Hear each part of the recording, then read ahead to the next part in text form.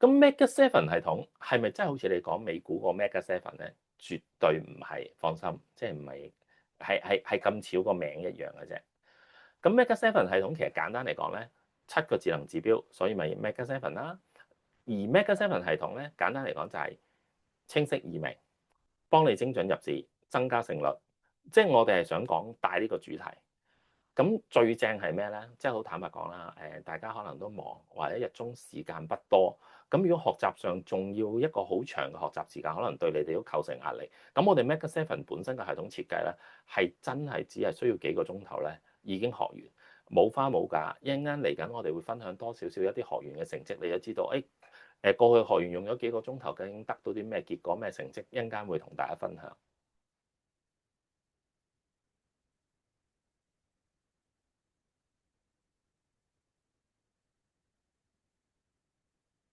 好，唔好意思啊，快得滯。咁 Mega Seven 系統咧，其實咧，我叫佢嚟講啦，你當係一部好勁嘅計數機，因為點解咧？其實佢係基於一啲數學嘅統計模型去做出嚟嘅技術分析工具。咁目的梗係想幫你揾一啲最準確、最可靠嘅分析同預測啦，揾啲靚位去入市啦。咁你當佢一部計數機，幫你計好條數就係，呢盤生意值唔值得做就可以㗎啦。咁至於 Mega Seven 仲有一個優勢就係，大家都知啦，有陣時有啲指標，可唔可以分析晒好多商品啊？即係有啲人睇啲商品睇到好雜啊，好偏門㗎嘛。放心，其實喺 TradingView 市場上邊90%嘅投資商品，我哋都會做分析。而一般最大路嘅五大種類啦，期貨、商品、股票、外匯市場、虛擬貨幣，全部都可以做到分析嘅。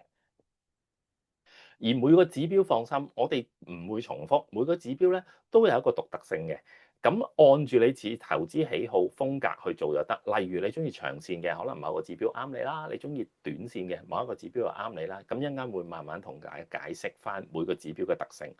簡單嚟講，最後梗係幫你做出關鍵嘅抉擇啦。你都想一擊即中㗎嘛？好似呢個 sniper 咁樣。好啦，Mega Seven 入邊咧，仲有三個大精神。個三個大精神化繁為簡，大家都知道做分析好攰，做分析好困難，又要高勝率，又要高效能，好難。咁成件事就複雜咗。我哋 Mega Seven 就係唔係就將所有你認為好複雜嘅嘢，我哋好簡單化去解釋。另外當然想知道隱藏嘅嘢可唔可以變得明啲，即係意思啊 A 加 B 加 C 加 D， 咁即係其實買唔買得啊？咁呢個智能唔好話智能指標，sorry，一般嘅技術分析指標呢個好啲，另外一個技術分析指標略差，呢個又好似未到，咁加埋埋，咁即係其實得唔得啊？咁喺我哋嘅世界咧就冇咁多呢啲灰色，我哋就得同唔得。咁頭先講咗啦，學習最緊要快靚正啊嘛，我哋就槓桿最短嘅時間幫你學習最大化。意思係咩啊？你付出好少時間，但係你嘅學習效果係好大。好啦，咁啊有幅能力圖，如果有啲男士啦，即係可能打開機咧都會知道噶啦，就係哇精確度80分，防守度即係風險管理嗰邊又攞到80分，難易度100分。意思即係咩啊？好容易學，一陣間你聽晒我講7個指標，你明噶啦。CP 值好高90分，效能90分，咁呢個就係 Mega Seven 嘅能力圖啦。咁但係嗱，開始之前要提大家，冇 TradingView 嘅嚟緊，你要接受一樣嘢啦，你必須用 TradingView，因為 TradingView 係一個好大嘅線上平台咧，基本上無論你係專業或者業餘嘅 trader 都會用噶啦，因為入邊嘅嘢係好正好正，即係重要嘅講3次，必須要有 TradingView，係啦，必須要有 TradingView。咁 Mega Seven 好容易記，4個 number 1357就完全記得晒佢究竟點解咁好啦。一嘅意思係咩？一陣間你會學到1分鐘學識一個指標。3重要分析優勢，即係快狠準，3樣重要分析優勢。5秒鐘分析完一幅圖，呢個好緊要嚇，因為點解咧？如果你睇一幅圖，過去要5至10分鐘拉下線啊，又揾高低位嗰啲咧，喺我哋嘅世界，我哋唔搞咁耐嘅。最後7係代表咩啊？當然係7個黃牌指標覆蓋90%嘅商品，咁嘅357就係咁樣嚟啦。好啦，咁仲有一樣嘢好勁嘅嘢要同大家講啦。喺今年嚟講咧，我哋 Mega Seven 推出之後咧，我哋就見過一間基金公理公司啦。咁其中一個基金經理咧，哇！第一時間見到我哋個指標咧，即刻採納咗。咁咧，佢仲要唔係一啲細嘅基金經理啊，佢係一間係金鐘 office 嘅基金經理公司嚟嘅。咁即係話，其實你哋將來如果真係你用呢個系統咧，你等於睇緊嘢同依家基金經理睇嘅嘢一樣。好啦，咁我哋直接嚟啦，個系統嘅指標實例示範。第一個嗱，需要 cap 圖自己可以 cap 低佢，我係冇阻止你哋啊。海岸線成日見，我哋叫波波燈，咁佢個策略正在咩咧？我哋俾佢100分，原因係咩咧？唔係話佢100%勝率，係100分以 CB 值係好用。同埋高勝率，原因係你所有策略，無論你打短、中、長咧，佢都非常好嘅。咁然之後個判斷圖啦，就係我哋成日都講啦，海岸線喺藍色燈樓上咧，我哋就買上嘅機率大啊嘛。喺海岸線喺紅色燈樓下咧，就買落嘅機率大。咁陣間會有幅圖啦，但係 before 行嗰幅圖之前，先考下你哋有幅清水圖。我想問，如果你見完呢幅清水圖，咁究竟應該買上定買落咧？恒生指數9點半先跌落嚟，但係佢又跌到咁上下就停咗喎，又向翻上喎，然之後向完上之後咧，跟住喺全日嘅中間位度震盪。咁下一個 step 我應該買上定買落咧？正常嚟講係難睇難預料噶嘛。咁我俾個答案你先，原來佢又再跌一波。嗱，咁大家記住呢幅圖冇取巧啊，係2025年2月11號嘛，呢幅圖冇取巧。大家望一望，如果加咗海岸線之後，幅圖會變成乜嘢？同一幅圖2月11號嘛，嗱，望住 A 個點跌落嚟啊嘛，我哋海岸線開咩顏色燈？紅色，咁咪買跌嘅機率大啦。好啦，去到 B 個點，頭先記唔記得話佢見完底之後反彈上去，咁 B 個點咧就唔應該再買落啦嘛，因為開藍色燈嘛。之後佢冇大升，跟住喺度反覆震盪，去到 C 個點，頭先我就係叫你清水圖喺度估啦，究竟佢升定跌咧？但係 C 個點，因為我哋見到紅色燈啊嘛，咁我唔使再估啦，我根本就覺得跌嘅機率大，所以喺 C 個點咧我就買落。咁你見到加咗個海岸線之後咧，你做期指咧就係咁簡單，得唔得？咁所以我哋叫呢啲 A、B、C 點咧，都係一個叫高勝率入場點，唔係話佢100% 贏，但係一個高勝率，即係話相對嚟講，你中嘅機率就大咗啦。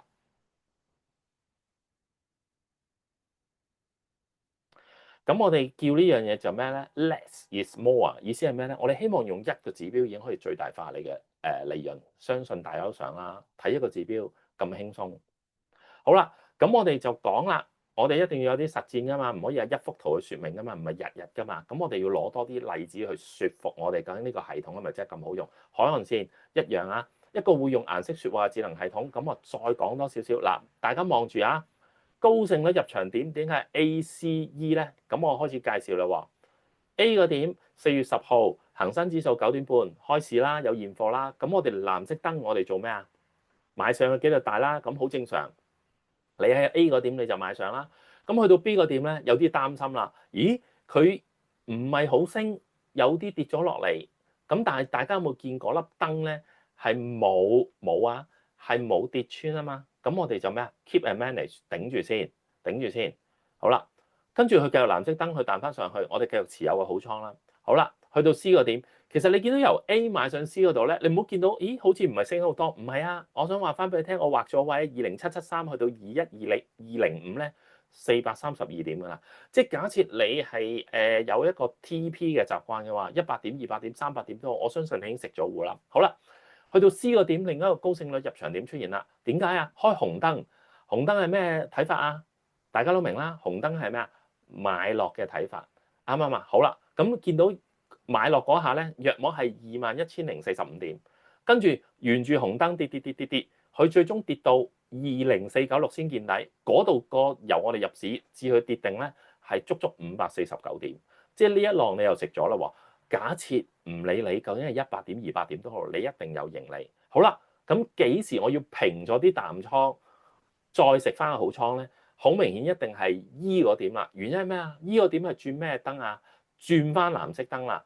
咁我哋喺 E 個點咧，我哋就要做翻咩啊？平倉，平翻晒啲淡倉。假設你跟足個智能指標做，然之後 E 個點咧開始咩啊？我哋買翻上去啦，得唔得？咁我哋就係咁講，唔係話佢一定有大升大跌，只不過就我哋跟足呢盞燈去做咧，買上買落咧係有個依歸嘅。咁你見到 E 個點咧升嗰段咧高低位都爭咗220點嘅，得唔得？咁如果嗰日我當自己係一個 AI 嘅機械人，跟住 A、B、C、D、E 等類呢啲咁嘅位置揾一個高勝率入場點，即係 ACE 啦。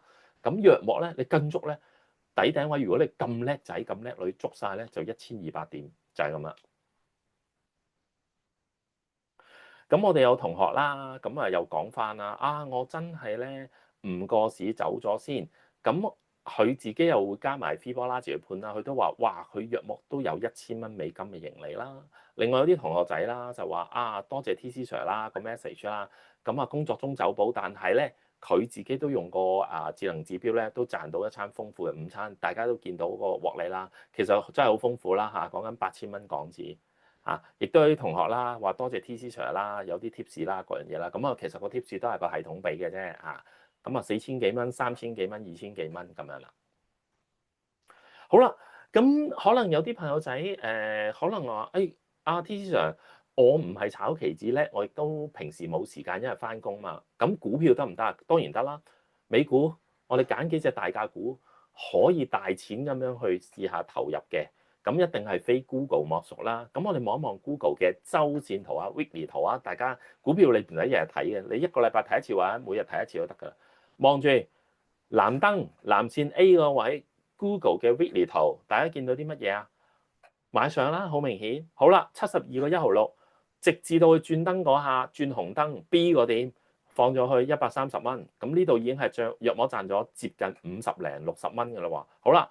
咁紅燈嘅時候 B 個點至 C 個點，嗱，你如果唔識做沽佢嘅期權策略，咁你冇嘢做，唔緊要，我哋休息，等到幾時再入場啊？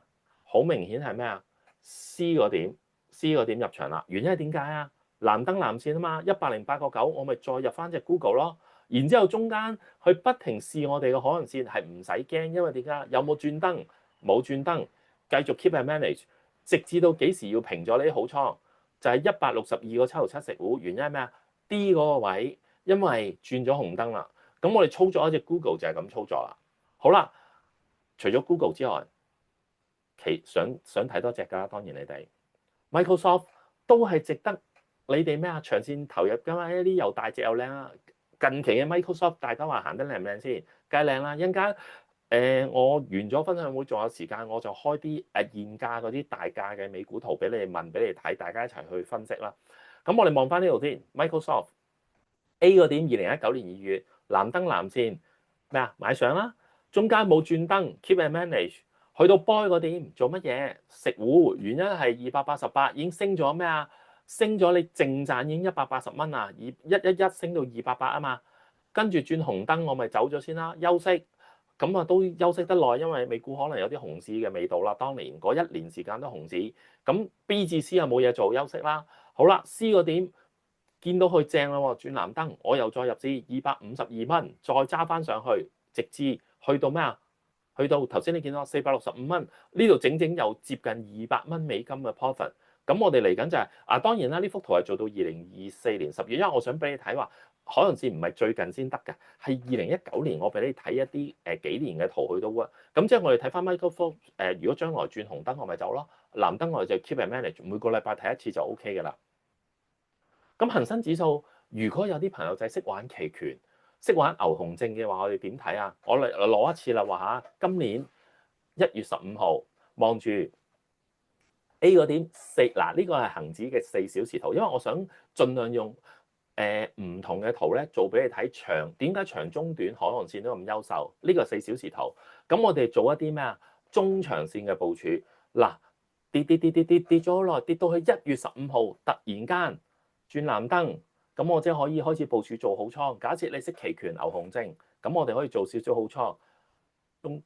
中間佢不停藍燈，冇跌穿意思轉燈轉藍色轉紅燈，我哋 keep 呢一段。佢足足由19300幾點升到最高位係24000點，都係不停藍燈。咁由1月15號，如果你偷步咧，肯炒上咧就4600點，得唔得？好啦，咁股票咧，股票你又望住咯喎，2023年1月呢隻叫883中海油大隻啦啩，周線圖一直藍燈，咁我哋 keep 啦，最低同最高位11個幾同23個幾咧，爭咗足足13蚊，即係一個 double。好啦，幾時要走啊？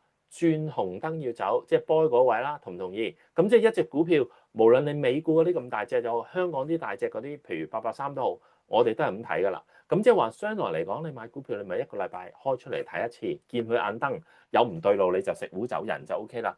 而最正係咩？記唔記得頭先講啊？2025年1月開始，恒指已經升得好靚啦。咁但係調翻轉由883咧，就喺恒指升得唔靚嘅時候去着藍燈。咁即係話，無論個市唔靚都好，但係啲股票靚咧，我哋都可以喺唔靚嘅市入邊揾到啲靚嘅股票。而調翻轉頭，當港股行緊一個靚嘅牛市嘅時候咧，當啲股票轉紅燈咧，我哋都提我哋，就算個市靚，嗰啲股票都唔炒得。883係其中一隻代表。好啦，咁至於 YM 咧 ，YM 要點睇啊？阿 T Sir，如果我有啲中長線中短線嘅部署啦，咁我哋睇啲30分鐘圖啦，望住咯 A 個點4月3號，大家都知，全世界都知啦，心痛嘅教訓係咩啊？關稅戰係咪？開始啊，特朗普話咩啊？加稅嗰日4月3號嗰啲附近4月2號嘛，咁你見到美股梗係跌到靚啦，咁但係望住4月3號開始佢跌得靚嘅時候，我哋係跟沽啦。好啦，望住去到 B 個點去轉咩啊？轉藍燈，我哋即刻食翻晒啲好倉走人啦。跟住佢有啲反彈到去 C 個點，然之後 C 個點又咩啊？轉翻紅燈，我哋又要咩啊？走人。跟住去到 C 個點走完人之後，佢又再跌過，我哋又沽過。咁去到 D 個點咧，唔教你哋都識啦。4月10號轉翻藍燈，咁我又要睇翻上嗱。你唔好理特朗普每一日講乜，我哋望住幅圖咧，就係入出30分鐘圖。我哋做一啲期權策略嘅話，大家都見到啦。足呢一段，如果根據我指標入出嘅話咧，已經接近8600點。當然啦，唔會個個月都關稅，但係好似萬一發現呢黑天鵝嘅時候，我哋都係開住可能線嚟炒，都係保你平安嘅，得唔得？Nasdaq 一樣啦，嗱我唔重複啊，都係關稅戰，望啊，一樣啊。4月3號關稅戰嘅第二日，跟住紅燈啦，嘭係咁跌啦，跟住藍燈 buy 個點又升啦，跟住 C 個點紅燈又跌啦。D 個點藍燈升，咁即係同根本個做法咧，同頭先一樣，係冇分別。Nasdaq 我哋都係跟住咁炒嘅啫，得唔得？都係一樣 work，即係唔使驚話，咦頭先 YM 嗰度得啫嘛，Nasdaq 得唔得？Nasdaq 都得嘅。咁呢度咧約莫就係4600點。咦 TC Sir 頭先講過點解YM 多咁多8600點？大家記唔記得啊？YM 個 base 係4萬點以上啊嘛，Nasdaq 係得約莫19000點嘅啫嘛。咁所以記住，其實佢哋個幅度係差唔多接近一樣嘅。好啦，第二個指標 Herman Sir 自己本身好中意，我自己好中意叫天堂地獄。咁咧其實咧佢係一個比較適合中長嘅，短咧唔係話唔得，但係要記住一樣，佢最優秀嘅位置喺中長，大家記住啦喎。好啦。咁大家可能睇我哋嘅 live 嘅節目都見啦，成日都出場噶啦，佢都係另外一位主角嚟嘅，即係波燈以外嘅主角。嗱，好簡單，望住當天堂與地獄嗰條線升穿咗條紅色虛線，但係你話阿 T Sir 我即係可能當啦，有啲比較大年紀嘅觀眾啦，有陣時睇嗰啲電視有啲蒙嗰樣嘢，唔使驚嘅。呢個指標咧係好好咧，係 visualize 咗就係咩？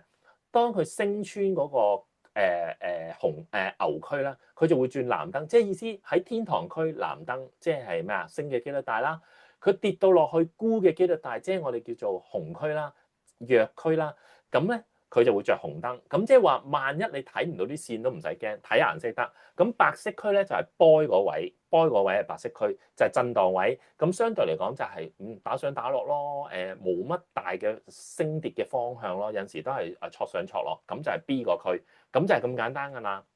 好啦，咁你望一望海岸線加天堂地獄咧，如果你夾埋一齊嘅時候有幾優秀啦。嗱，望住啊，上邊係海岸線波波燈 A 個點着紅燈，我哋做咩啊？跌嘅機率大啦，不過未夠 firm。點解啊？如果下邊天堂地獄都着埋紅燈，咁你係咪有兩個優勢啊？即係有兩個咩啊？裁判員話俾你聽跌嘅機會大嘅時候，你見到呢一段。其實恒生指數嘅3分鐘，即係假設你會炒恒指，你會炒即市嘅話，呢3分鐘佢就係送俾你，因為點解啊？佢個組合拳咧個優勢咧就係越紅越愛開晒出嚟，得唔得？係咪好簡單？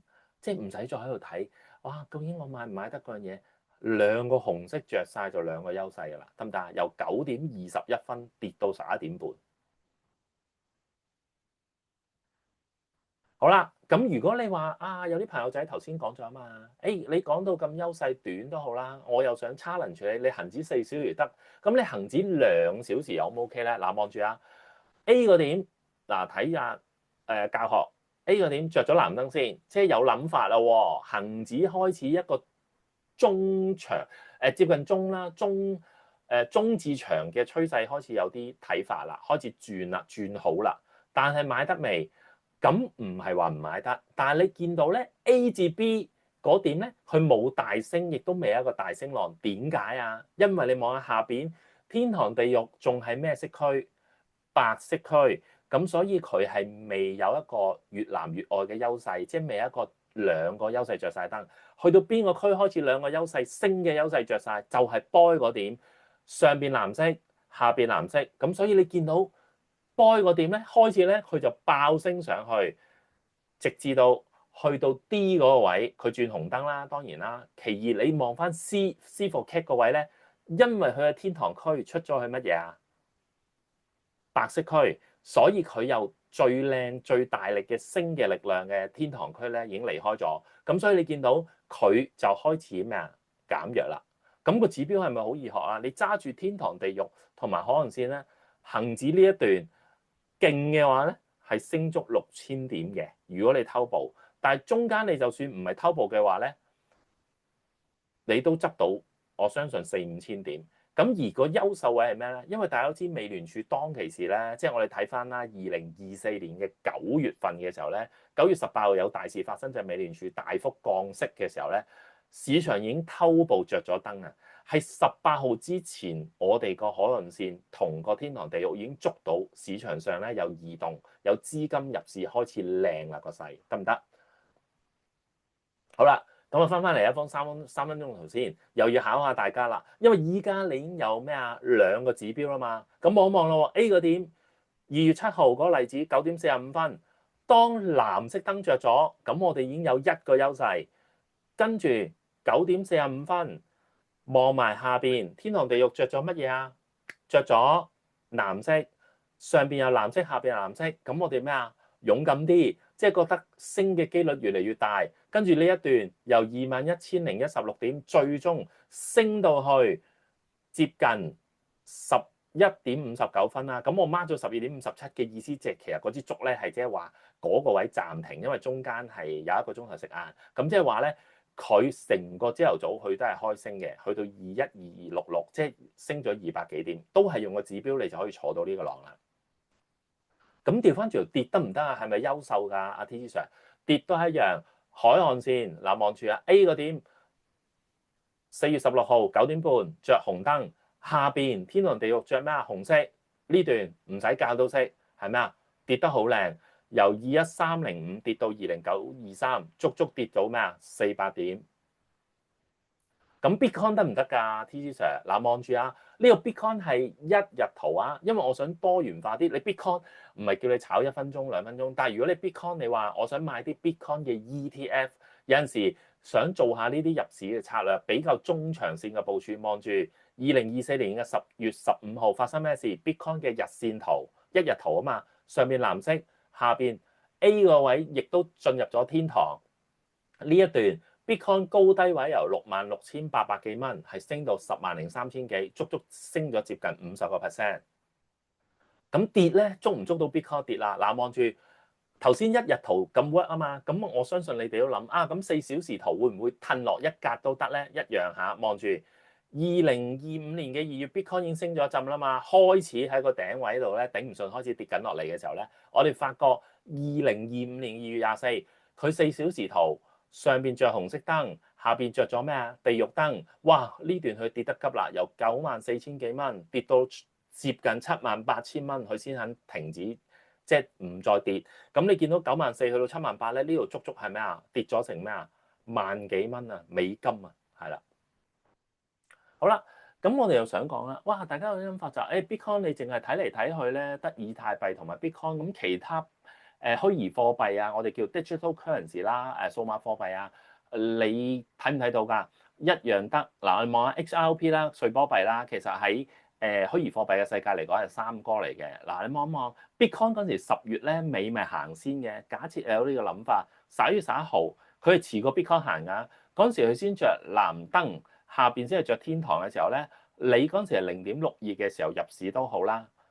你見到呢一段佢升得勁過 Bitcoin，因為佢係相對係咩啊細隻，同埋咩啊佢係叫做炒落後啦。嗰陣時相對嚟講啦，因為 Bitcoin 嘅影響啦，佢呢段升咗300%，升到差唔多2.9先肯停。好啦，咁我哋翻去啦，指數嗰邊啊，即係睇完嗰啲虛擬貨幣啦。咁海岸線加天堂地獄喺指數上喺美股有咩諗法啊？如果短頭先又睇咗啲啦，咁我哋睇下啲中長時區4小時啦。嗱，望住下2月13號藍燈下邊有天堂，咁啊買上啦，咁 OK 啦。升到去轉燈開始嗱，望住波嗰段，因為點解啊？開始有啲衰弱喎。第一轉紅燈啦。第二，下邊由天堂區轉咗白色區嘅時候咧，就有啲落味，我哋要小心啦。好啦，就算你唔係沽個市，我哋都係等待嘅機會去沽佢。咁去到 C 個區咧，係一個靚沽嘅機會。原因係點解？因為上面真係紅色，下邊亦都咩入咗地獄區。咁呢段咧，佢由21,565咧，去跌到20,467，咁已經跌咗足足啊，係接近1,100點啊，係講緊4小時入邊咧，用咗幾日時間跌咗1,100點，亦都係用智能指標去捉嘅。好啦，咁如果可唔可以幫我有啲股票咧可以避難，避開一個災難？因為點解有陣時有啲股票咧，大家都知道就係你係咁樣揸住啲股票，又唔肯放，又唔捨得放，但係必須要咩啊？割肉噶嘛。望一望隻李寧，大家其實一定要割肉啊！你望下2331周線圖股票啦，佢幾時着紅燈啊？其實佢2023年4月3號咧着咗紅燈，即係你嗰隻股票要同佢割㗎啦。如果你唔割嘅話，58.3毫半你唔割 A 個位，佢最嬲尾咧，佢跌到咧喺我即係嗰陣時啦。當其時我做呢個 PowerPoint 嘅時候，想 show 翻俾大家睇咧。2024年9月嘅時候咧，佢最低係做到係12.5毫6，咁即係足足跌咗幾多？跌咗40幾蚊，即係由58蚊跌到12蚊咧，佢跌咗幾多 percent 啊？佢跌咗幾十個 percent 啊！咁你諗下，呢個紅燈加地獄區，你係冇可能唔放棄隻股票。如果你持有李寧當其時你嘅指標咧，你話俾你聽，咁你就可以成功逃到難啦。咁小米咧，咁小米梗係執到啦。嗱，望一望住啊。如果當其時你有呢個指標，2024年嘅8月16啦，小米藍燈着咗先嚇，先即係話俾你聽開始有轉勢啦。後尾之後下邊開天堂啦，咁你見到 boy 嗰點咧？就係佢有上邊藍色，下邊開天堂都好，行完一段，佢突然間跌咗喺白色區，但係冇轉燈嘅。由於你入市個價係17.3啊嘛，咁你可以 keep it manage，因為你冇輸錢啊嘛。跟住佢好快嚇，佢進入翻上邊藍燈，下邊又係藍色嘅天堂區，然之後隻小米就一直沿住呢個咁靚嘅趨勢，一直行到去當其時58.7。咁你見到呢一段隻小米靚到咁樣，咁都係用智能指標去幫你坐呢個浪嘅。咁我有個同學仔啦，真人真事嚇，佢咧就係比較後期，即係當着晒藍色嘅時候先至入隻小米，佢就用咗衍生工具賺咗100萬嘅小米，佢已經清晒倉啦當其時。好啦，藥明生物咧嗱。咁如果假設，因為有啲朋友仔就話，阿芝 Sir 頭先你講啲一日圖啊4小時都好啦，我炒期權嘅喎，咁我會比較中意睇1小時圖，咁我又點樣揾啲機會啦？嗱，望住啊 A 嗰點，藥明生物2269當其時，之前已經着咗紅燈㗎啦，但係一直都未入地獄，咁佢跌得唔係好靚啊嘛。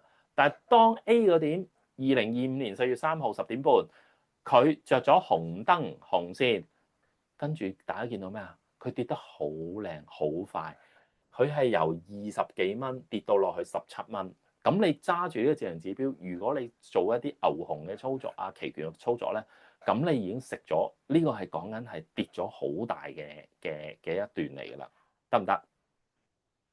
我同學仔啦有叻啦，因為佢就係見到呢個信號，佢贏咗81.5千蚊喺藥明生物嗰度係啦，亦都係用衍生工具。但係大家記住玩衍生工具要小心啊，量力而為嚇，即係佢係一啲好資深嘅投資者，佢先玩到咁大。咁我呢個我要提一提大家。好啦，另一個指標嗱，大家可以俾啲 feedback，我都唔緊要嘅，即係你打留言區，我會睇到嘅就係話，有冇人會好中意炒期指，或者好中意炒美股嘅期貨，例如 Nasdaq 啊、YM 嘅話咧，你就用得着呢個神器啦，叫炒即市神器，講到明，淨係炒短嘅啫。咁點用法？好簡單，黑色呢條線，大家望一望黑色呢條線，指住黑色嗰條線。就係叫做咩牛熊嘅分界線，我叫佢做赤道。大家都知啦，上邊就北方，下邊係南方，就分咗即係你當啦，我哋叫做分咗南北兩方。咁即係話咧，上邊咧呢條線嘅上方咧，我哋睇升嘅機率大；呢條線嘅下方咧就睇跌嘅機率大。好啦，但係唔係咁簡單嘅。嗱，望一望住我哋用個即時圖去解釋啊。因為由於炒短嘅話，佢比較適用於炒即時，尤其是指數。兼且係1-3分鐘嘅。好啦，望一望下呢幅圖，2024年嘅8月14號做個 demo 啦，9點半 Nasdaq 開咗市啦，美股當其時啊下令時間。好啦，由於佢個陰陽燭一嘢就跌咗落去個赤道下邊，咁即係頭先我講咗啦，佢跌嘅機率大。咁但係赤道咧仲有啲嘢幫嘅，唔係空溜溜嘅。我哋有一啲叫做回歸線。北回歸線、南回歸線係點咧？有 level 1、2、3，即係意思話咧，嗰啲線咧就係一啲支持阻力。咁我哋先講第一個 A 個位啦，就係話當佢向下跌嘅時候咧，下方叫南回歸線咧，就每一層都係一個支持位。咁即係話原理上佢打到 level 3嘅話，即係第三條線咧，其實佢跌得好超賣嘅時候咧，其實我哋就應該係嗰段咧。如果我哋打短嘅話，就要食糊，因為佢反彈嘅機率就好大。咁你望一望呢一幅圖，佢掂到南回歸線嘅第三個 level，每一個圓圈啦，大家見到每一個圈站，佢就係彈啦。我 cursor 指住嗰個啦，彈啦。跟住第三個圓圈佢又再彈啦，去到第四個圓圈都彈。你放心，佢唔會無限跌，但係你望到就係每一次去到第三個 level 嘅南回歸線咧，每一次就係你食糊，食完之後咧，我一陣間會教大家點樣去再追沽佢啦。如果有機會嘅話，但係先講咗俾大家聽就係，當每次你見到咁神奇，就係當佢掂到條南回歸線嘅 level 3咧，佢就彈㗎啦。咁我哋打期貨嘅時候咧，我哋就要食糊㗎啦，得唔得？好啦。咁你見到 B 個位咯，咁之上佢係咁彈之後唔再沽唔緊要，因為而家淨係講咗個赤道嘅原理。第陣時課堂上我都會教多啲秘技咧，等你知道就係點樣逢高沽，但係去到邊啲位就唔應該再沽。好啦，咁我哋先睇咗個波個位先，佢係咪打穿咗個赤道嘅上方北邊？咁即係意思咩啊？我哋由睇跌咧，我哋就唔可以再睇跌，因為點解？佢已經穿咗條赤道嘅上方，即係話佢可能已經轉勢，我哋要睇升。好啦。咁既然要睇升嘅話，咁我哋向上買，望到啦。當赤道嘅每一個 level 1、2、3都係嘅咩啊？變咗係唔係支持係阻力位啦？嗱，望咗佢第一次掂到我 cursor 指住嗰個第一個藍色心心咧，佢掂到第一個 level 1咧，佢都要震盪一下嚇。咁當然啦，你驚嘅可以食糊，因為亦都好開心已經升咗一段。但係如果你唔食糊住咧，佢彈完之後成功闖到個，即係佢企穩個 level 1之後咧，佢就向 level 2進發。咁但係咧，今晚咧就唔好意思啦，佢去到 level 2咧，佢就頂唔順啦，佢就唔可以再打上。咁 level 2嗰條線咧就成為咗佢咩啊阻力線，跟住佢就向翻落踩。咁所以呢個指標就好簡單，呢條線分嘢就係向上嗰邊發展咧，我哋睇升嘅機率大，向下就睇跌嘅機率大。然之後個 level 1、2、3呢啲北回歸線、南回歸線就係我哋支持阻力位，就係咁簡單嘅啫呢條線。咁當然啦，醒目嘅你就話，咁 T Sir 點用啊？咁當然我哋要配合我哋咩啊？頭先講嘅波波燈嗰條線咧，拍埋個尺度咧就好好炒噶啦，好冇？好啦，咁呢條線就好簡單介紹完。咁我介紹一個叫阿婆指標，因為咧。點解叫阿婆咧？因為阿婆走得快，一定有古怪啦，係一個領先指標啊！領先指標比較適合咧，唔係長嘅策略，係中短嘅策略。咁個一陣間會講個用法啦。記住佢好處係咩啊？幫你坐大浪，減少被震走，減少雜訊，所以係一個領先指標嚟嘅。好啦，咁望一望住幅圖好簡單，呢條線咁嗱，我哋離開咗藍色、紅色嗰啲先嗱，望住呢條線先，因為中間個區域咧好簡單嘅啫嚇。就係震盪區，咁所以湖水藍咁嘅色啦，湖水綠咁樣，咁望住啦喎。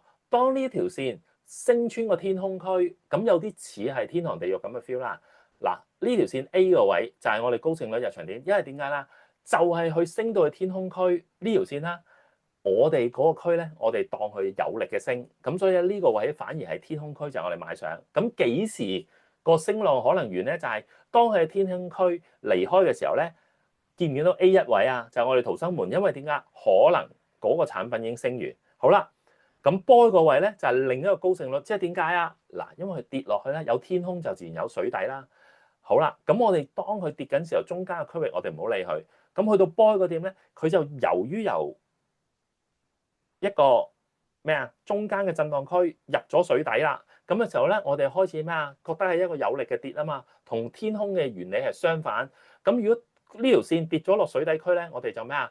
睇跌，因為覺得跌嘅機率大。好啦，幾時係逃生門啊？波一位，當呢條線好似潛水艇咁嘅原理升翻穿上個水面嘅時候咧，又係我哋逃生門，可能呢個產品跌完噶啦。好啦，去到 C 個位又重複啦喎，就係話咩啊？好似一架飛機升空咁樣，當呢條線升翻上去天空，好似一架飛機升上天空之後咧，我哋又要睇升啦。咁幾時要走啊？當然係咩啊？ C 一位啦。因為點解啊 ？C 位就係高勝率入場點啊，升上天空。C 一位就係個逃生門。咁 D 位咧就係另外一個咩啊？高勝率入場點，因為點解啊？個潛水艇又出現啦，因為佢潛咗入水底嘛。咁 D 一位好明顯，聰明嘅你哋就知道啦，就係你哋嘅咩啊？逃生門。因為點解啊？佢由水底浮翻上水面，呢個指標就係咁簡單易用。咁我哋拍喺實際嘅例子點啦？嗱，當阿婆指標同海岸線拍埋一齊嘅時候咧，呢個組合拳點用啊？嗱，望住啊，上邊藍色燈。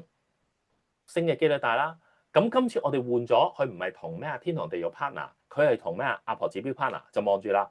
佢阿婆指標升咗上去邊度啊？天空，咁所以就係兩個優勢。咁我哋就咩啊？呢個 YM 我哋知啊買上，咁一直升，直至到幾時啊先走啊？buy個位走唔走啊？buy個位係唔使走嘅，因為點解啊？因為佢掂到條海岸線，但係問題阿婆指標仲未衰落，所以我哋冇嘢要做，繼續 keep and manage。幾時要走啊？逃生門 C1，我 cursor 掂住嗰個 C1位，點解啊？因為佢已經由天空跌翻落去震盪區，個飛機要降落啦，咁所以咧我哋就要逃生門啦。咁所以你見到點解佢叫領先指標？因為上面嘅藍色燈都未轉紅燈，阿婆指標已經衰落咗，即係提咗你有機會藍色燈轉紅色燈嘅機率咧係增加咗，所以你係早過紅色燈，你已經離咗場食糊走人。咁呢個就係阿婆指標嘅優勢啦。咁所以咧，呢個已經係接近400點嘅波幅，因為你靠阿婆同埋海岸線幫你食咗糊嘅。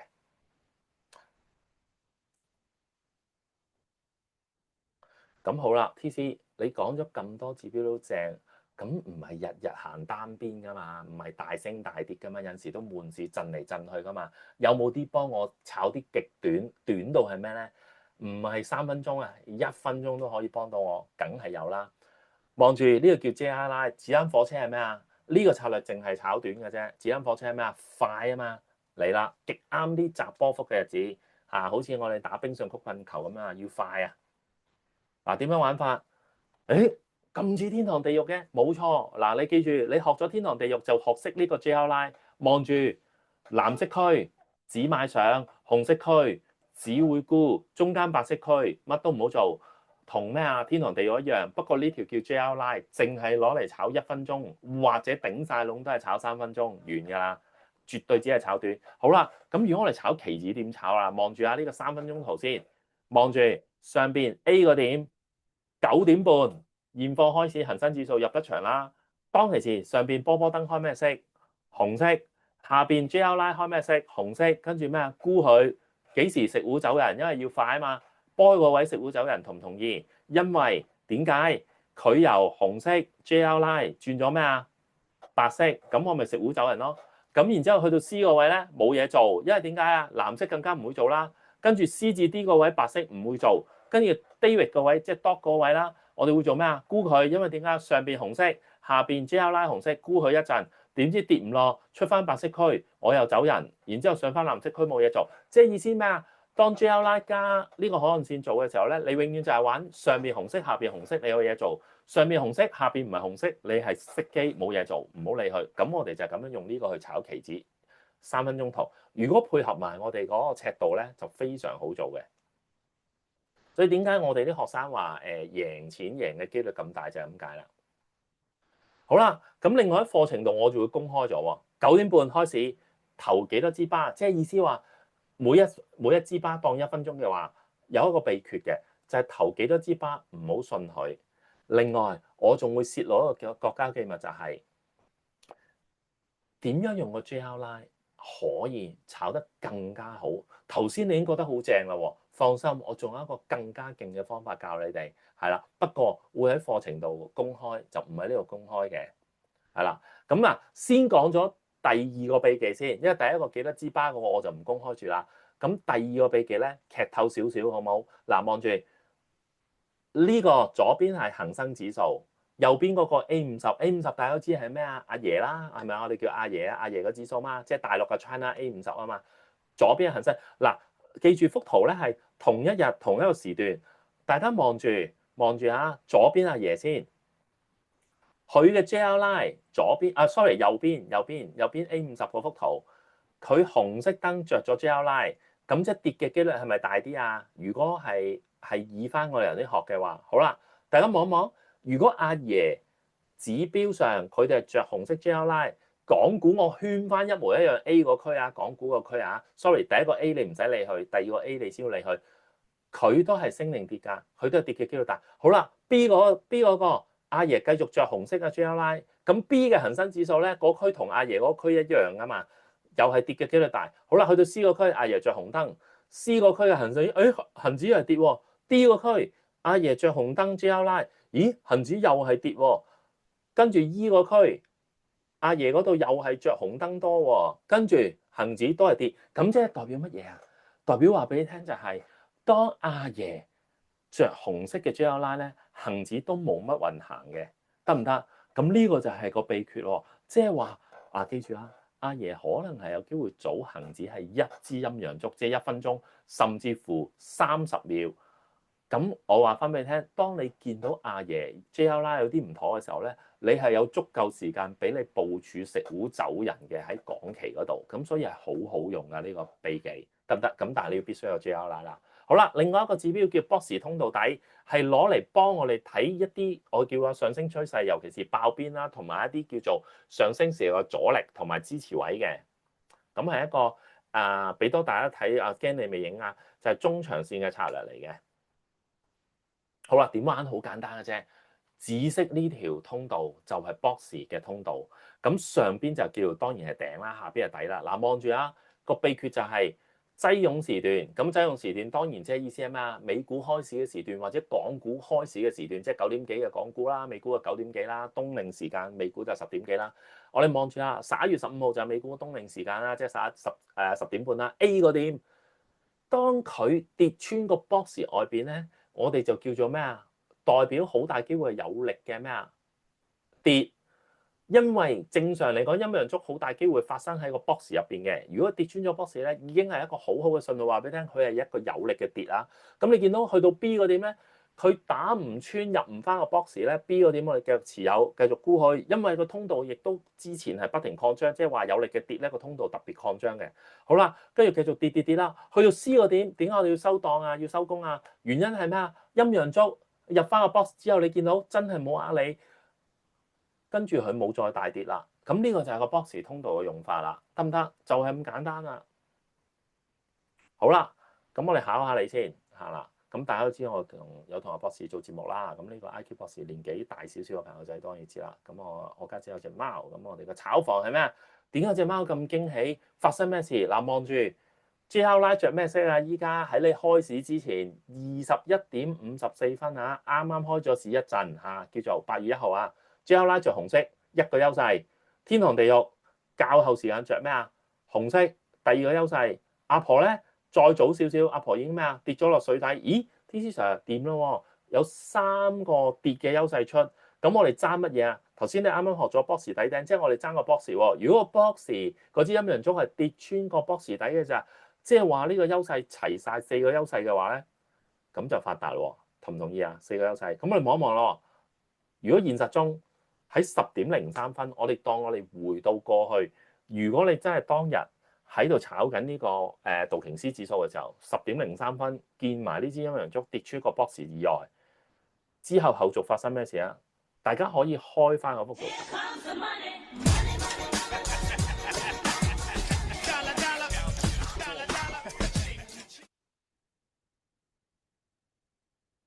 大家望下，當日8月1號當日11.03分，4個優勢着晒。咁我費事整個幅圖咁窄啦，即係頭先嗰幅圖一樣嚟噶。10.03分之後，當日 A 點開始就大跌啦，足底，即係個底啊，呢個底啊跌咗咧係719點啊！你望住個 box，佢一直冇踩穿，直至到凌晨3.45分，佢入翻個 box 之後咧，佢就冇再大跌。咁呢4個優勢齊晒之後咧，足係700點，得唔得？咁就係用呢4個優勢指標就去砌成一個組合拳去炒呢個 YM。呢度係講緊500點啊！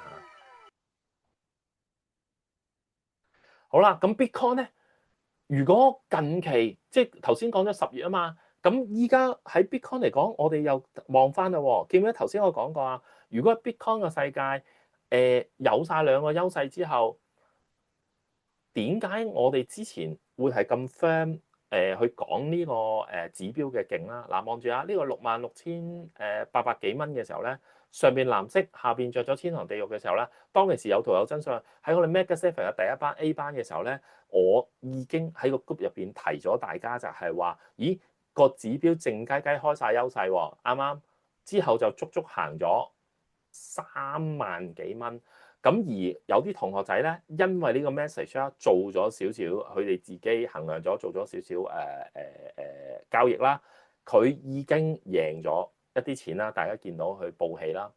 咁亦都有啲朋友仔啦，贏咗唔多嘅，16,000幾，跟住600幾港紙嚟嘅，3,000幾、2,000幾，都係因為呢個指標引致到個 Bitcoin 嗰陣時當其時啦，即係當其時嗰段佢哋嘅食糊啦。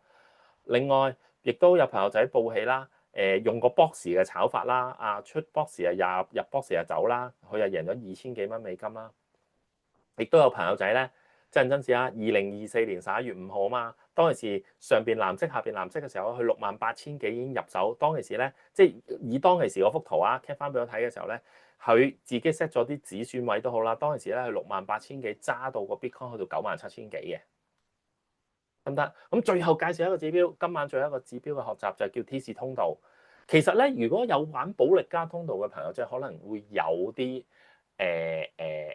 諗法。原因係類似你當個概念就係佢有兩條線，你當佢係保力加通道去睇，但係佢真相佢唔係保力加通道，但係令你學習容易啲啦。就係上邊嗰條線叫大 T，下邊叫小 T，即係意思係咩啊？大 T 咧係一條再難打破啲嘅線。小 T 咧就係一條容易啲掂到嘅線，但係佢哋已經係一個阻力嚟嘅。如果喺頂上面嚟睇，咁喺個底嚟講咧，就係一個調翻轉頭，下邊亦都係有小 T 大 T 線，就係一個咩啊？相對較大嘅支持位啦，就係咁解。好啦，咁我哋玩期權嘅時候點樣用呢個 T 字通道？望住我，以恒指嘅一日圖啊，做翻個舉例，因為我想俾你睇翻以前咧佢點樣。OK 啦，因為有啲同學仔最近得啫，咁你以前得唔得啊？咁我就專登做一啲以前嘅 record 俾大家睇。嗱，望住啊，一天圖恒指，每一次當佢佔到大 T 小 T 嘅時候，恒指發生咩事？回咯，回嘅意思咩啊？